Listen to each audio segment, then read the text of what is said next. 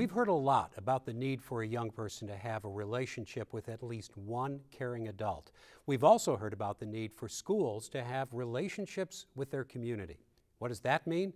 Well, a lot of people told us to take a look at what they're doing at Brittany Woods.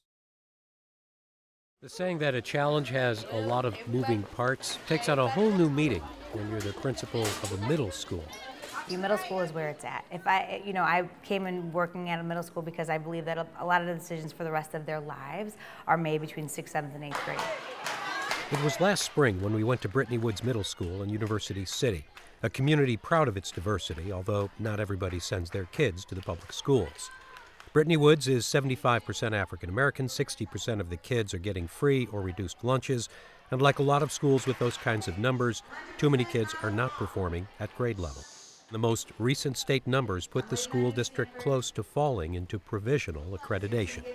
When you really are looking at working with kids and helping kids that are underserved or have a lot of struggles coming from different places, they need a lot more resources. And so to ensure that they get those, you can't just lay it on the classroom teacher. You have to really look and see what kind of community resources can we bring in, who else is skilled and knows knowledge about working with youth and development, who can help. And Brittany Woods is drawing on the resources of 16 organizations in something called a Community School Initiative. It's designed to make schools community centers, and there are dozens of activities and events addressing a variety of needs of students and their families. And the academic part of this goes far beyond after-school tutoring. So if I put acid on this marble, quote unquote, should it bubble if it's metamorphic and it doesn't have calcite in it? No. This is Megan Eberly's science class. Maybe you remember learning about igneous, metamorphic, and sedimentary rocks. Her challenge, you might say, is bringing those rocks to life. But I want mine to be kind of like this with different colors in it. So the kids today are using what they've learned to design a kitchen and choose a countertop. Will it absorb and stain? How do you clean it? How much will it cost? Also in this class today is Rachel Riggerello. She's from Washington University's Institute for School Partnership. For this class, she was able to bring in rock samples and microscopes at times, but her real contribution is the science. We started this unit with meeting with a Washington University faculty member who does research on water chemistry and carbon sequestration. So she studies rocks right now because rocks can feel old and they can feel like, why are we studying rocks? And so that professor actually came in, worked with the students. Megan and I worked with her to develop some hands-on labs that related to the acidification of the ocean and how acids affect rocks, and brought it back to how water and rocks interact. The reason the school partnership is so wonderful is it makes me a very efficient teacher.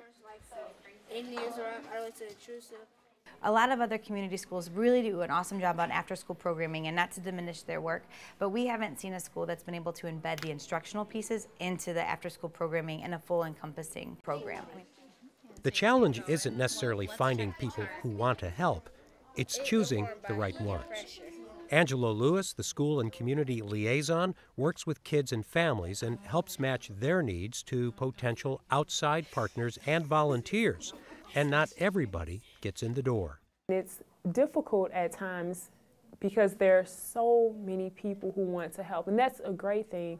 But it's really based on what our kids want, what our families want, and then also what the school needs. So your project for CSL, you decided it was refugees. This is part of what's called community service learning.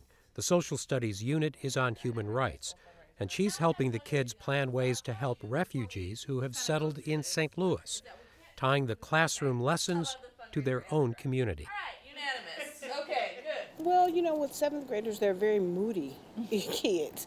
But I do notice that when it's a day for Wyman, they're excited. They're excited, they're ready to learn, they're eager to learn. But this can't be some kind of feel-good approach to learning.